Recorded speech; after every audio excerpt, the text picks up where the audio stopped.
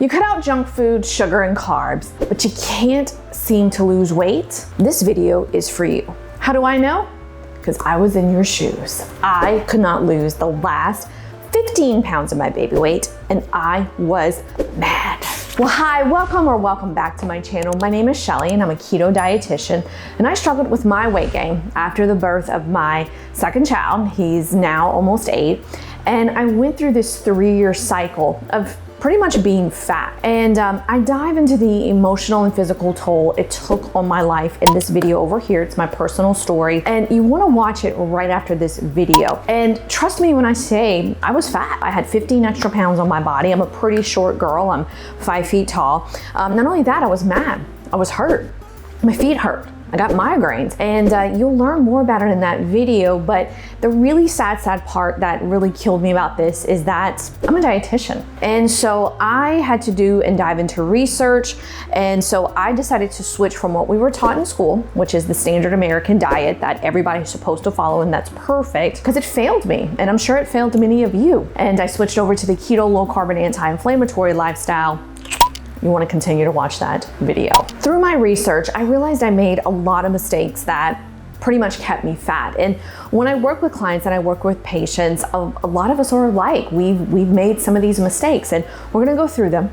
And I'm gonna tell you exactly how to change them so that you can get the weight down. And the first one is I was obsessed. And when I say obsessed, I mean obsessed with diet soda. Quit diet soda now. Just quit that stuff. Now, I will be honest, I was the girl who drank a Diet Coke for lunch, for supper, and at 3 p.m.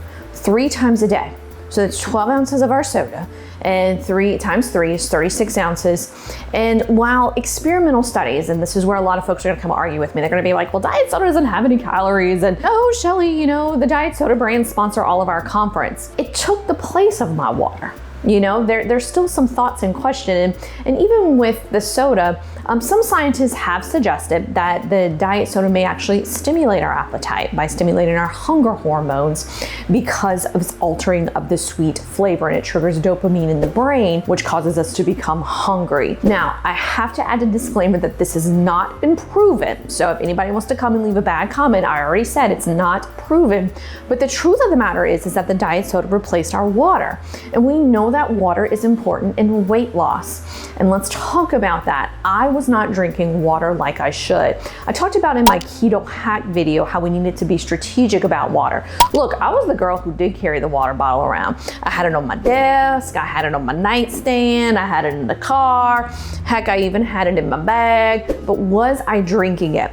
Normally, for me, now this is for me, Shelly, not you, I was drinking about half of it. And then I would just leave the bottle and go get another one. And when I talk to clients about that, they'll go, you know, I do the same. And so the fix is water is related to weight loss. We talk about this all the time in here.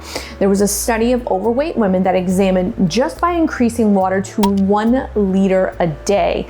They found that over the year, they lost 4.4 pounds. Now, some folks are gonna say, well, that's not a lot. For a 5 foot tall person, that's a huge amount. That is me. Also, by decreasing weight, we have to remember we can relieve a lot of arthritis in our body. And then the next mistake I made was I was drinking room temperature, switch over to cold, because your body will burn more calories when it's drinking cold water because it has to warm you up. I know it sounds silly, but I want you to give it a try, and I want you to make sure you're doing your water strategically. How do we do that? We drink it with our meals. There was a study that showed that older adults who drank water with their meals, and particularly before their meals, increased their weight loss by 4.4 pounds in a 12-week period. So that is just 8 pounds by, number 1, getting rid of the diet soda, number 2, being very strategic with your water and having it cold. That changed everything for me, because I was full. When I drank water with my meals, I was like, wow, you know, I am full. I feel great. Let's go over that. 16 to 24 ounces, 10 minutes before your meal. Go ahead and drink your 16 to 24 ounces on your drive home. That equals 72 ounces of water. This set pattern builds a wonderful habit. The next mistake that was keeping me fat or hit me at a plateau was that I ate lots of low-fat foods. I was your girl who was obsessed with light cream cheese and light or fat-free everything. And while I did cut out the sugar and the sweets, I, bought into the lower calorie, lighter products phase. The problem with this is when they remove something from a product, they have to add it in. So if you remove fat, they typically will add sugar. It's just a known thing in my field, but I'm teaching it to you. So for example, a 6-ounce container of low-fat flavored yogurt, which I eat a lot every day, can contain over 4 teaspoons of sugar. Gang, that is more than a slice of bread. Ooh, I did the Karen clap. Now, I did a video on the importance of label reading in keto. I'm gonna link it below. You wanna watch that so you'll know how to look at the ingredients on your label to find the hidden foods that have a ton of sugar. Cause y'all, number 4, I was condiment happy. Like my food needed to swim in the condiments. Like, I didn't know what it was like, would you like some ketchup? Some fries with your ketchup. That's how I was.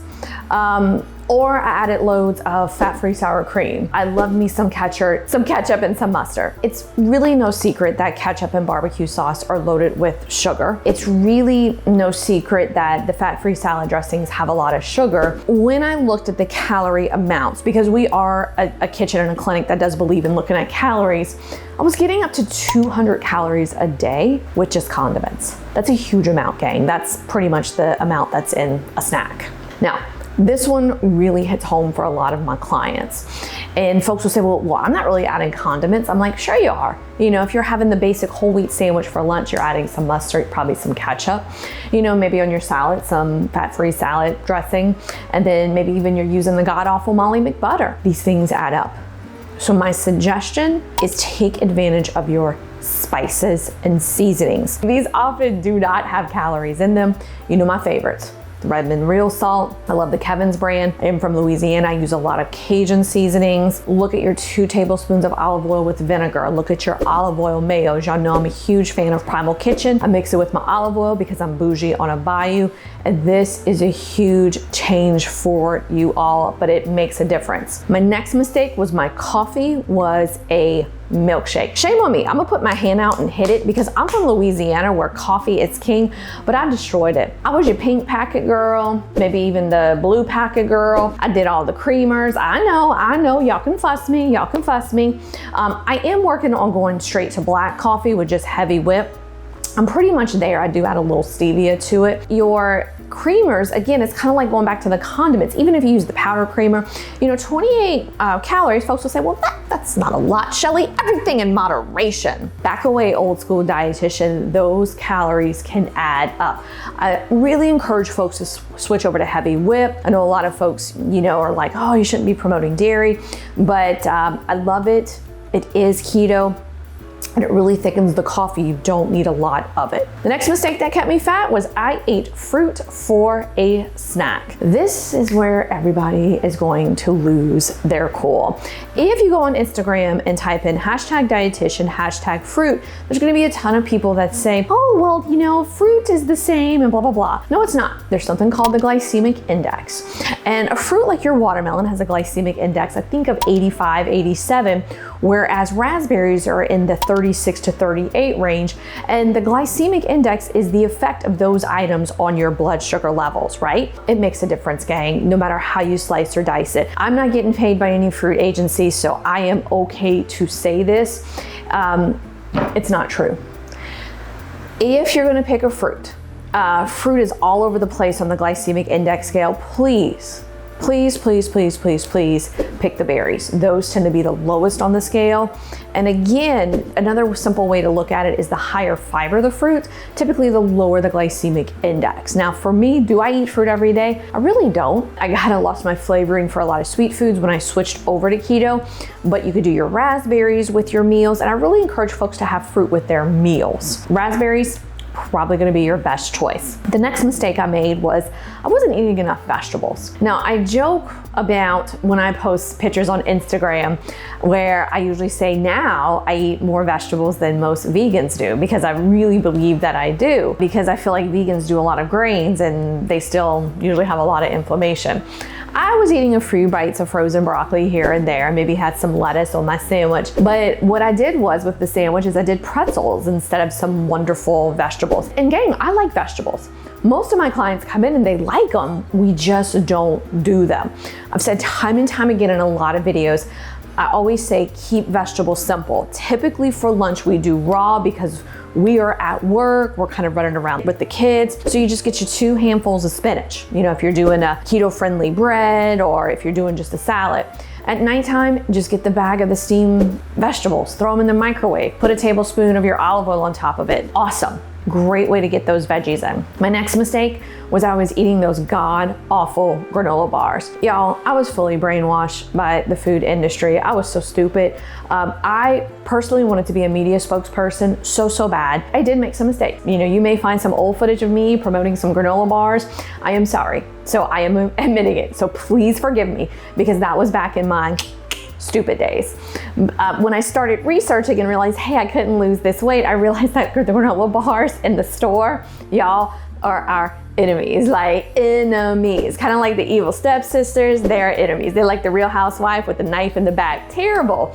Same thing with pretzels. Y'all, that is the worst crap for us. I mean, no, we took the place of that with our vegetable. We have to remember, again, these are high in the glycemic index scale.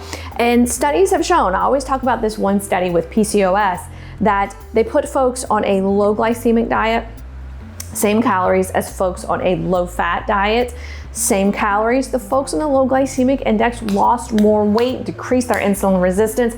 Gang, I cannot express this enough. This makes a difference. Why are we not preaching this to the world? If you need a bar though, one of my favorites is at Good To Go. I usually get it at our local drug emporium. If you don't have a drug emporium store, you could definitely order it online. The next weight loss mistake was I wasn't getting enough fat.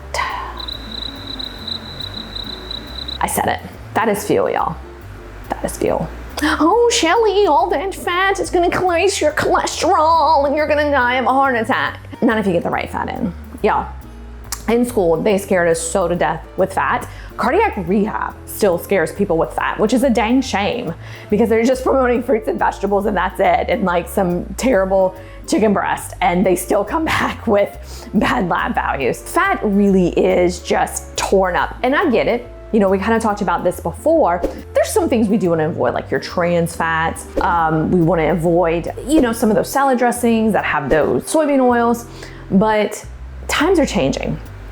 You know, they're starting to have studies that are coming out, thank goodness, that is showing that even saturated fat is not the devil that it was made out to be. And that's a 2017 journal article in the British Journal of Sports Medicine that reported the risk of LDL. So LDL is our bad cholesterol. I always say L loser. It had been previously overstated, you know? So in other words, people kind of freaked out over nothing. Now, disclaimer, like I said earlier, this does not mean for you to go and drink, you know, a whole bunch of saturated fat. Okay. Also does not mean to go drink a bunch of trans fat. You know, that can increase our migraines. I want you to stick with the monounsaturated fat, your olive and your avocado oil. And then I have some folks who do coconut oil. Remember, coconut is not my jam. Coconut's our MCT oil, and I'm not a fan of it just because I don't like the taste of it. It's not because I hate it. I wish I loved it. It would be great. Those omega-3 fats have been shown to help with heart health. Why are we not spreading this on the roof? Instead, we're talking about stupid garbage when it comes to food, gang, because these omega-3 fats are amazing. What do my clients do? And what did I start doing? I was terrified to add fat to my diet. I really was. I kind of kept it secret because I kind of felt like I was being a traitor. Remember, I talked about it in this video that you need to go watch.